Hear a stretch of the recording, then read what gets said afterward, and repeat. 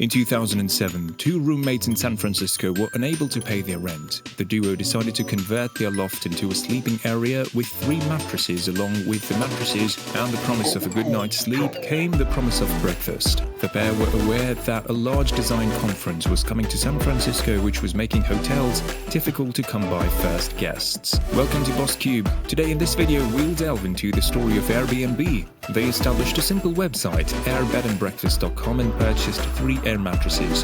The Parameter College at the Rhode Island School of Design thought that working as tour guides for designers would be a fun way to make money. Their first 2 visitors arrived, 2 men and 1 woman. Each visitor paid $80 to sleep on an air mattress at a mall. One of the guests was a designer who assisted Joe and Brian with their presentations, being one of the first Airbnb guests to feel like, "I'm on tonight's show, I'm all set in 2012.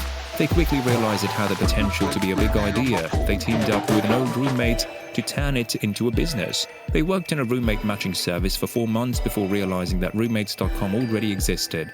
They then returned to work on Airbed and Breakfast. What he noticed when the company launched a second time, the third time was a South by Southwest in 2008. But there were only 2 customers, one of whom was Chesky by the summer of 2008. The founders had completed the final version of the Airbed and Breakfast and were ready to meet with investors. Each one came with a limited edition number and company information. They bootstrapped marketing strategy netted them $30,000 to invest in the business. Paul Graham was the only one venture capitalist who took notice. Graham invited the guys to participate in Y Combinator, a prestigious startup accelerator that provides cash and training in exchange for a small stake in the company. The accelerator was where the company spent the first 3 months of 2009 perfecting its product. Even during Y Combinator, they were famously rejected by investors. Union Square Ventures' Fred Wilson admitted in 2011 that he had failed to see the business beyond the Airbed and Breakfast name. The company kept up its scrappy business building methods using its design backgrounds. The founders embarked on an ambitious project to win over the company's hosts. They stayed with all of their hosts in New York, wrote reviews, and professionally photographed their properties. Despite having attempted to launch 3 years prior, it finally won the Breakout Mobile App Award at South by Southwest that same year. Some of the Valley's biggest venture capitalists invested $112 million in the startup, valuing it at more than $1 billion in Silicon Valley.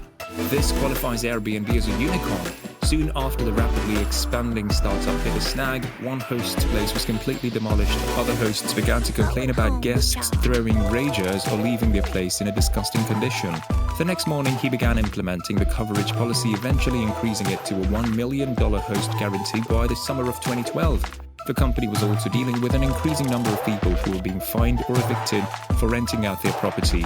On Airbnb, cities quickly encountered a growing regulatory issue. The problem with Airbnb rentals and the company's regulatory issues began with legal wranglings and rowdy guests plaguing the home-sharing platform. Airbnb decided to redesign in 2014. The new logo, known as the bellow, is immediately criticized for resembling genitalia rather than a symbol of belonging. Despite its emphasis on belonging, cities have begun to reject Airbnb rentals in 2014. New York threatened to outlaw Airbnb and short-term rentals and fine every host. Many city ordinances made it illegal to rent out your unit for less than 30 days. Even Airbnb's hometown of San Francisco is dissatisfied. In the fall of 2015, the company spent more than $8 million to find a citizen-led ballot initiative to limit Airbnb rentals. However, there's been some progress towards cities completely legalizing Airbnb. Even after having a conversation with cities is significant to the company because it shows that they're willing to revisit old laws in the face of change. Despite the regulatory issues, the company attempted to live up to its Belong Anywhere promise. It began collecting hotel taxes and remitting them to certain cities. It has also promised to share some of its data with cities as part of the community compact. The odd rager and legislative wars haven't stopped the company from becoming a force both with Silicon Valley and as a steadily growing competitor in the hotel industry. According to a new Goldman Sachs report, Airbnb users who use the service once are less likely to prefer hotels for their next vacation. Instead of a lack of investor, reports the company that once survived on leftover cereal boxes and was repeatedly turned down, closed a $1.5 billion round of funding in 2015. The company that began with 3 broke roommates and 3 air mattresses is now worth more than $25 billion. Airbnb created a completely new type of vacation by providing lodging options other than hotels. They then discovered ways to expand their product and offer even more variety to a holiday. After becoming a household name, many businesses enjoy a little friendly banter on Twitter.